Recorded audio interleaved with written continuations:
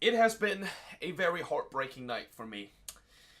And if you guys have watched the Quakes versus LAFC game, you will know that that was probably one of the worst and one of the most heartbreaking loss that I've ever suffered.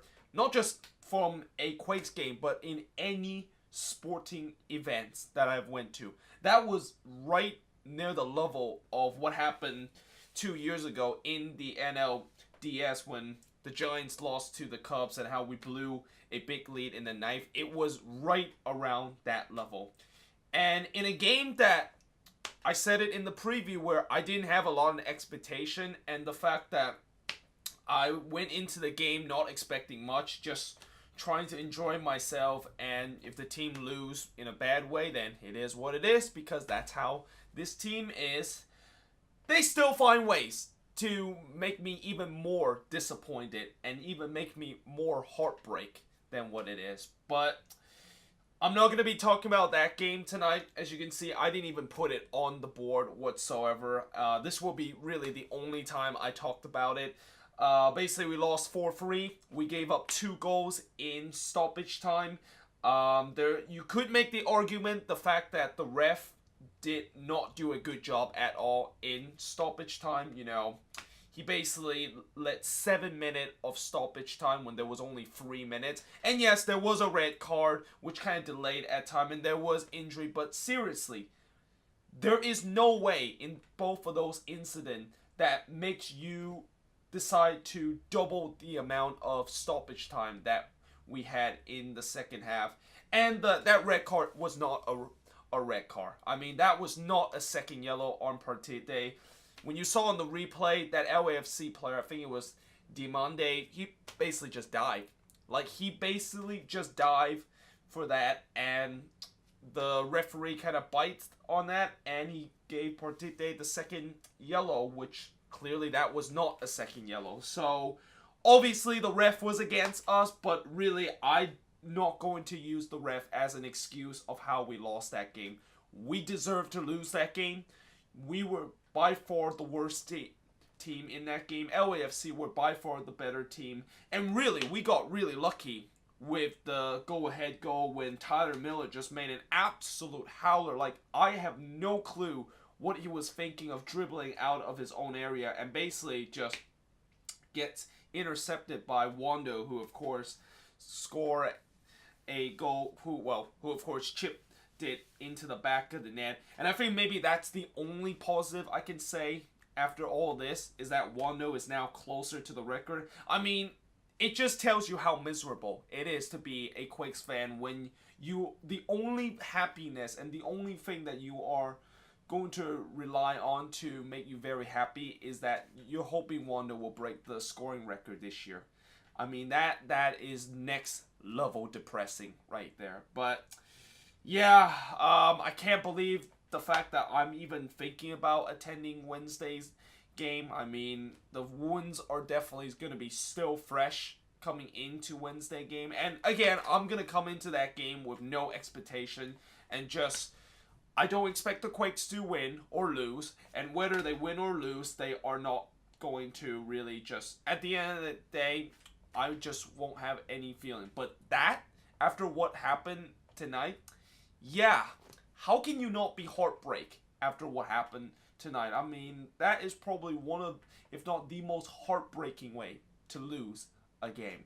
And it's just so typical of the Quakes this season. And just overall, I mean, they always find ways to disappoint you. Even when things are going right, they will always find ways to disappoint you. And would you believe they can see 2 goals in stoppage time to just completely bottle it?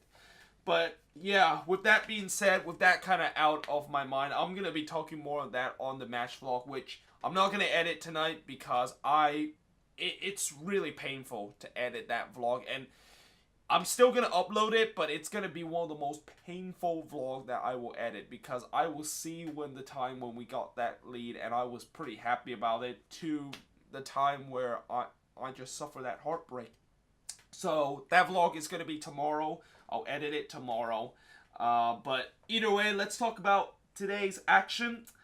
And there were a couple of other good games around the league, and a couple of crazy games too around the league. But we'll start off with the game that a lot of people are probably looking forward to the most this weekend. It's the rematch of NYCFC versus Atlanta. Remember last time when these two teams faced each other, they drew 2-2 in a very entertaining game. This one, however, NYCFC pretty much just dominated this whole game. And Atlanta are probably very lucky to get out of New York with a point.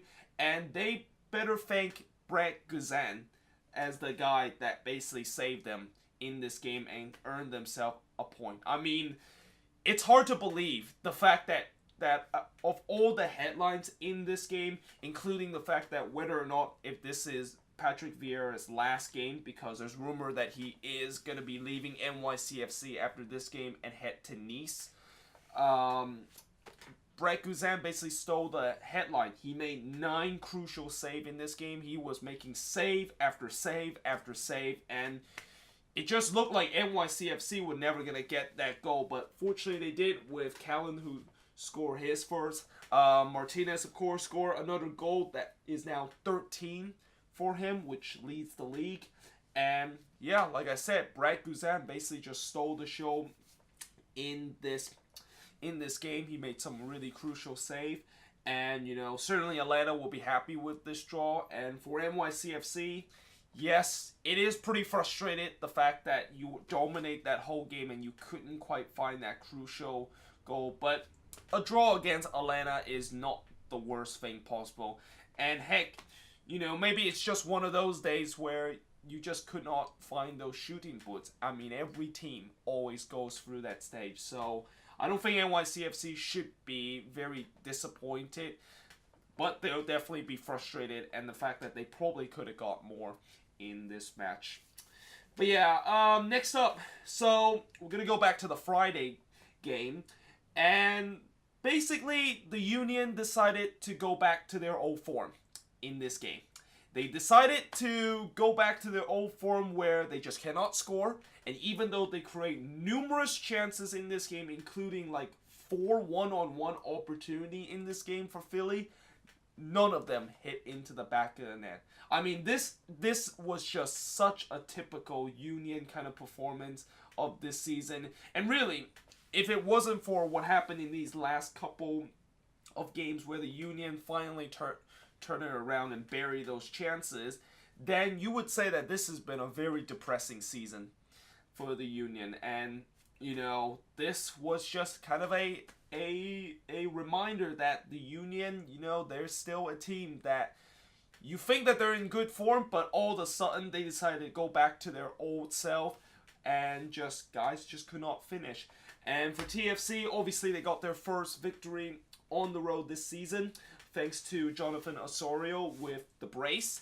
And, certainly this is a huge victory for TFC, considering the fact that, there started to be a little bit question about whether or not are they kind of a little bit doomed in terms of them making up their spots to be going to the playoffs. I mean, I still think TFC is going to make the playoffs this season, but you just look at the way how when we're getting close to around July and August, and if TFC is still in this position of near the bottom of the Eastern Conference, then there has to be definitely concern. But certainly they got 3 crucial points in this game, and I think they're now just about, I don't know exactly how many points they are, but they are rising up the table. And as long as if TFC continues to grab some points, then I think that they will definitely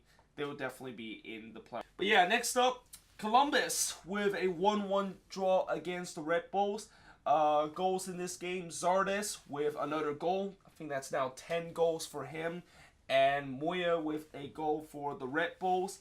Columbus now are 9-game unbeaten. And, even though they did extend their longest unbeaten streak right now in MLS, they'll be pretty disappointed that they did not get all 3 points in this game. And the reason why I say that is because Columbus should have put this game away in the first half.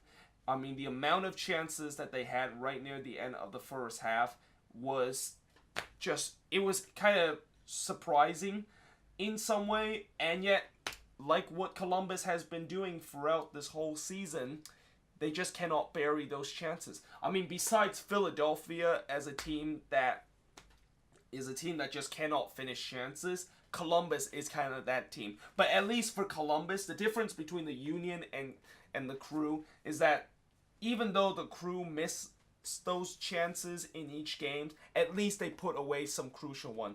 The Union, on the other hand, yeah, that is a different story. They just don't finish any chances whatsoever. But yeah, Columbus will definitely be disappointed. They did not get all 3 points in this. And for the Red Bulls, they'll be pretty happy about this victory. Again, they did not have a lot of their best start in this game. Guys like Tyler Adam were not in this game because he was with the U.S. men's national team against France, which, just a kind of quick talk about that game. I did kind of watch the last 15 minutes of that game, and I gotta say, that was a very impressive performance by the U.S. men's national team, and it's hard to believe that good performance in terms of the way to describe the U.S. men's national team after a game is just, it feels very rare nowadays. And the fact that in this game when they play against France, and yes, they didn't win this game and was unable to hold on to that 1-0 lead that they had, but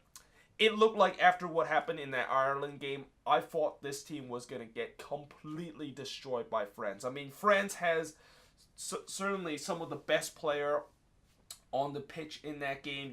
Guys like Mbappe and Paul Pogba was on that pitch in that game between the U.S. and France, and I'll tell you what, we did a very good job shutting down them, and really Tyler Adam were one of the guy that did a very good job shutting down Paul Pogba alongside with Weston McKennie. And let's also give a huge shout out to the Columbus Crew goalkeeper Zach Steffen. I mean, Zach Steffen, he was an absolute beast in that game. He literally saved every single effort except for one that Mbappe eventually scored in the 77th minute. And his best save was probably that free kick. I think it was Mbappe that hit that free kick, and he basically just pared that away. That was a very impressive save. And I gotta say, Zach Steffen, future #1 goalkeeper for the U.S. men's national team, you better stamp that on the paper. And I really think after what I see with the U.S., after the way that they play against France, and like I said, even though they did not get a win, this is a great news for the U.S. men's national team, because this is going to be a team that in a couple of years you will remember this team as the team that potentially is going to be leading this team to the next World Cup in Qatar. Okay, I think that's a little bit of an over-exaggeration, and the fact that anything can change in these next couple of years, but I'm just saying, I'm excited about the future of this team, and if there's anything that I can think of that is positive right now after what happened tonight, I would just say the U.S. men's national team.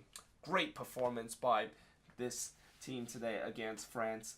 But going back to these MLS action and talk about the next match, this was the other crazy match that has happened besides the 4-3 crazy comeback by LAFC, although that wasn't really a comeback. That was us just decided to switch off, thinking that we got all 3 points and then just throw the game away. Well, this one wasn't a game where it was very kind of tense, but certainly this was a game where there was definitely goals. There was also a red card in this game. El Munir got sent off with his second yellow in the 58th minute. And surprisingly, Orlando actually equalized after that red card. But after that, it went all downhill from Orlando City. And can we just appreciate, and speaking of youth a moment ago, can we just appreciate what the performance that Alphonso Davies did in this game? I mean, the Canadian wonder kid just continues to be proven as probably one of the best player in MLS and certainly one of the best 17-year-old in the world. I mean, a lot of people forget that Davies is only 17 years old, and yet he is just performing like he has been with the Whitecaps for the next couple of years.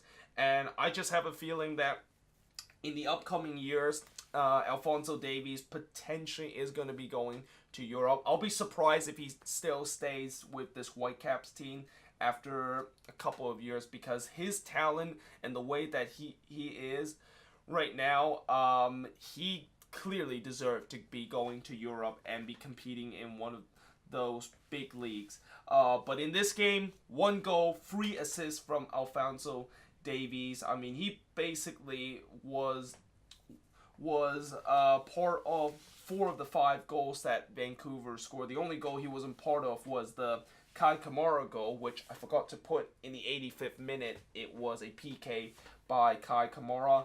Jordi Reyna and Mosquera with the other goals from Vancouver. And really, the floodgate basically opened after Alphonso Davies scored that second goal to give Vancouver the lead. Orlando did get one back late by Dom Dwyer, but really that was just a consolation goal. And certainly this is a huge victory for Vancouver because, you know, now they're going into this World Cup break 6 unbeaten, and as kind of really just unstable as the team is and how the fans are not happy with the way the team is, and certainly they want the manager to get sacked, they are actually heading into the World Cup break just fine, and certainly they look like they could be one of those teams that can potentially compete in the, well, not compete, but be in the playoffs this season.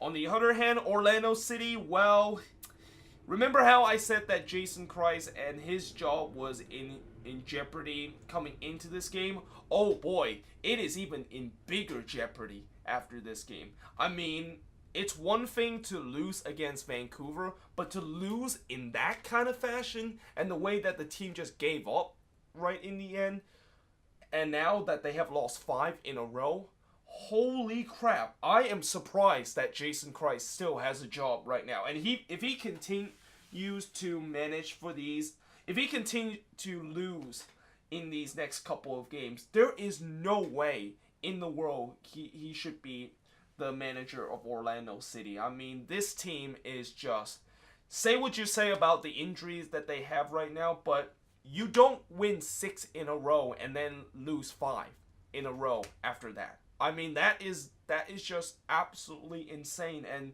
the fact that Jason Kreis is potentially going to be safe until the next game, and after this kind of performance, you know, if I was the GM, I would have sacked him after this performance. This was utter embarrassment by Orlando City, and, you know, I don't know what to say about this team. And now this team is getting closer and closer out of that playoff spot. Remember a couple of weeks ago when they were in second? Yeah, that was a couple of weeks ago. Now they are in danger of falling down to 7. And teams behind them like Chicago and Philadelphia, they can sniff that 6th spot. And now we potentially will have 2 teams that you wouldn't think they belong in the Eastern Conference playoff conversation are going to be in there. And that is all because of Orlando City decided to do just absolutely nothing in an all in year. So yeah, this is absolutely disastrous for Orlando City, and if this losing streak continue, I will be shocked if Kreis is still with as the manager of Orlando City in these next couple of weeks. But yeah, moving on, and I'm just going to go very quick about these 2 games because, let's face it, I talk about how the FC Dallas versus Montreal and the Houston versus Colorado game as probably the most easiest and the most predictable game. Well, what do you know? Both teams get 2-0 victory. You know, FC Dallas beat Montreal 2-0. They probably could have scored more in this game, but they'll take the 2-0 victory. Goals from Mauro Diaz on the penalty and Mancoso with an own goal. And they actually look at VAR on this. Originally, they call that goal offside, but Then when they look at VAR, it wasn't really offside in that. It was just an own goal and stuff like that. So Dallas, of course, continue that hot streak and now are actually at the top of the Western Conference. Yep, you didn't hear me wrong. They are now at the top of the Western Conference. They surpassed Sporting KC, which, spoiler alert, they drew against Portland in the later game. And remember how I said a couple of weeks ago that Dallas was going to be on top of the Western Conference if they continue to play like that? Well, what do you know? 1 week later, they're now on top of the Western Conference. Well, actually, technically 2 weeks later. And Houston, of course, beating Colorado 2-0. I forgot that Colorado actually had a man send-off in this game. But, yeah, the Dynamo, of course, scoring 2 goals in the first half. Goals from Thomas Martinez, which, you know, that goal certainly would be nominated as the goal of the week candidate. I mean, the way that he just completely danced around that Rapids defense in that 18-yard box was just absolutely insane. And you know, Manotas, of course, scoring the penalty in the 36th minute. Like I said, Colorado actually had a man send off around the 45th minute. Well, not 45th, but 43rd minute. And yeah, it was pretty much game over after that point. And the Dynamo, of course, got a much needed win at home against the Rapids, and the Rapids are now, I believe, 8 games now with a losing streak. They are 8 games losing streak right now, or 9 games actually. I don't know. I lost count of how many games that Colorado has lost in a row, because it just feels like every single week they're always in the L column. But yeah, next up.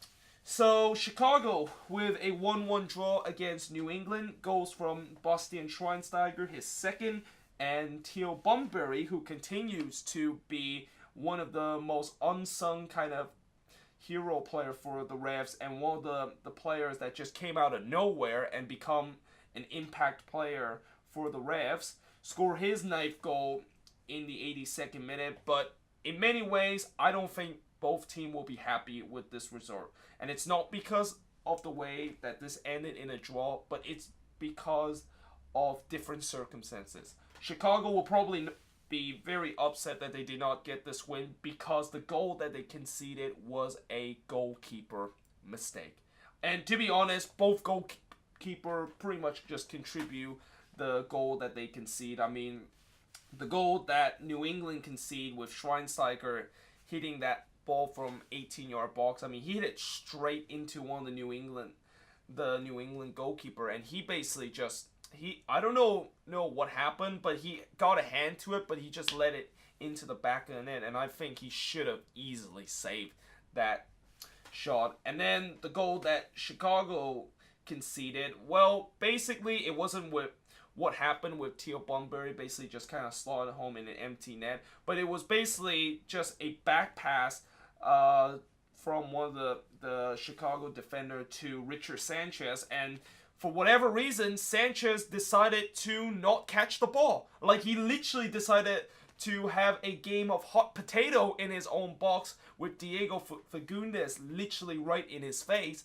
And basically, Fagundes got the ball, gave it right into Theo Bunbury, who basically just slotted home into the empty net. And it's no wonder why a lot of Chicago Fire's fans are not happy with their goalkeeper right now. And as good as Richard Sanchez is in other situation besides this blunder, that is a bad mistake. And, you know, New England obviously won't be happy because of the fact that they also had other chances besides the mistake that they were able to capitalize from Chicago.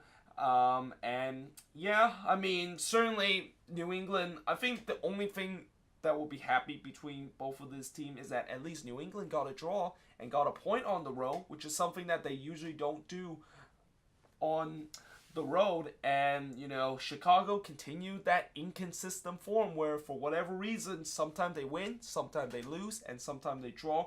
And it just tells me that the next game, Chicago is due to get a loss, because that's how their inconsistent form of this year has been. But yeah, next up, so DC What the hell happened? I gave you guys all the hopes coming into the Sounders game, and I said you were favorite to win, and I even predicted you to win this game, and then when you win 1-0 up in this game, I thought it was game over. Like, when I checked my form, I saw DC were up 1-0 with Maddox scoring that goal. I thought it was game over because Seattle, they just cannot score, and for whatever reason, Nicholas Ladero basically broke that drought that lasted over 300 minutes with a very nice kind of strike, certainly a goal of the week candidate. And then Wolf Icom scored in the 83rd minute to score his first goal in MLS. And yeah, DC, you blew it. You blew a lead that you probably should have kept. And, you know, Seattle in this game, they weren't really that good either in this game. And they keep trying to do their usual method of attack, which is just keep crossing the ball into the box, hoping that someone will get there. And yeah, I mean, that is a very disappointing loss for DC United. And as for the Sounders, you know, okay, yeah, you got to win, but here's the thing. You were playing against DC, and DC United are absolutely awful. I forget how, since I feel like I got blindsided by the fact that I forgot that DC, you know, they are a team that is currently bottom in the Eastern Conference and they suck on the road, and I forgot all about that because they got a win against the Quakes and then they got a draw against LAFC, and I thought things were going to turn around for Greg Olsen's team. No, not really. It didn't. So yeah, but either way, moving on into the last two games. This game did not have any scoring between Portland and Sporting KC, and rightfully so because there wasn't really much happen in this game. I mean, there was a couple of clear half chances between both teams, and there were a couple of good saves from both goalkeeper, but let's be honest, it was not the most entertaining game. And, you know, I think Sporting KC probably had the more chance to win this game against Portland, and I'm pretty sure a couple of Sporting KC fans will be frustrated that they did not get a win against Portland. But let's face it, if you get a point at Providence Park, a place that you usually do not get out of that place with a single point, and the fact that you were starting two teenagers in the midfield, you got to be satisfied with this result. And, you know, for Portland, I think they'll be satisfied with this result too, because it looks like right now they really need that World Cup break. Like, this team has started to running out of ideas and kind of running a little bit out of steam right now after that crazy run that they had. And yeah, they're going to get the World Cup break. I don't think they actually have a midweek game, so I think they're going to get the World Cup break now, and once they regroup, then Portland can potentially refuel their arsenal and potentially go on a good run again. But yeah, final game of this match week. The Galaxy with a 3-0 win against RSL. Zlatan with a brace in this game. Kamara with another goal in the 77th minute. Now, there was a bit of a controversial moment in this game with the fact that RSL probably should be a man up and that the Galaxy should have had a man sent off after there was a one-on-one opportunity for RSL, and basically the Galaxy player basically brought him down, and that should have been a red card. And a lot of people obviously complain about that. And just for the record, I didn't actually watch the replay of that because it didn't really show on the highlights and the condensed game version on the MLS Soccer website. But a lot of people complain about that, and I'm just going to take the word that that is probably what happened because not a lot of people kind of argue with that call. But at the end of the day, I don't think that would have influenced this game that much because RSL, once again, laid an egg on the road. Just as I thought that RSL has started to figure stuff out after doing very well in these last couple of games. And the fact that they're playing against a Galaxy team that, you know, yes, they did get a draw against Portland and it was a very impressive performance. They are not very good at home, and I have my doubts that they can repeat that performance.